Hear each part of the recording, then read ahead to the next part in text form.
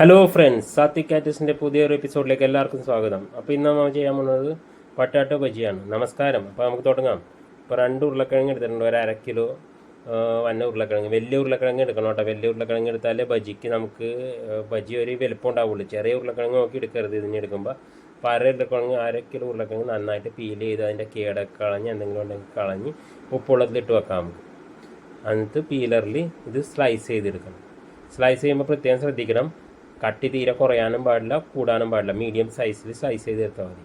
അപ്പോൾ 2 സ്ലൈസ് ചെയ്തിട്ട് നമ്മൾ വറുത്ത് നോക്കിയിട്ട് പിന്നെ ചെയ്താൽ മതി കേട്ടോ. അപ്പോൾ നമുക്ക് അതിൻ്റെ കറക്റ്റ് അളവ് കിട്ടും.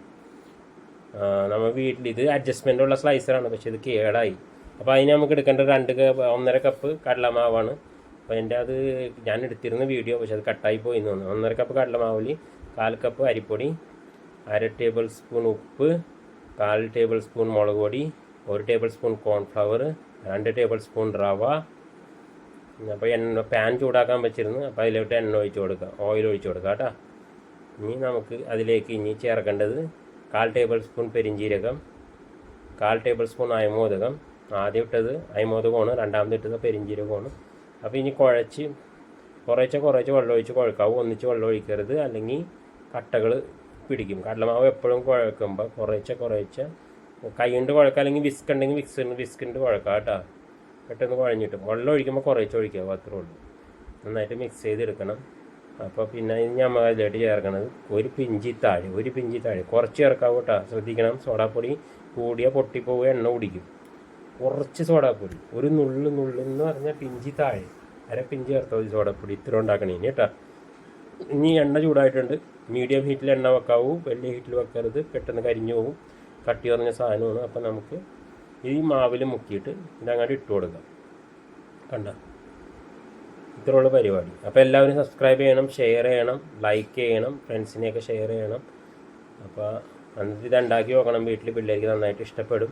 ചൂടോടെ കഴിക്കണം. ചൂടാറിയാൽ കൊള്ളൂല, പൂരി പോലെ ആയിപ്പോവും. ഇപ്പോഴേ പറയാണ്, ചൂടോടെ കഴിക്കണം എല്ലാവരും കേട്ടോ. അപ്പോൾ ഇങ്ങനെ മീഡിയം ഹീറ്റിൽ എണ്ണ വെച്ചിട്ട്, മീഡിയം ഹീറ്റിൽ വെക്കാവും. തീരെ ലോ അല്ല, തീരെ ഹൈ അല്ല.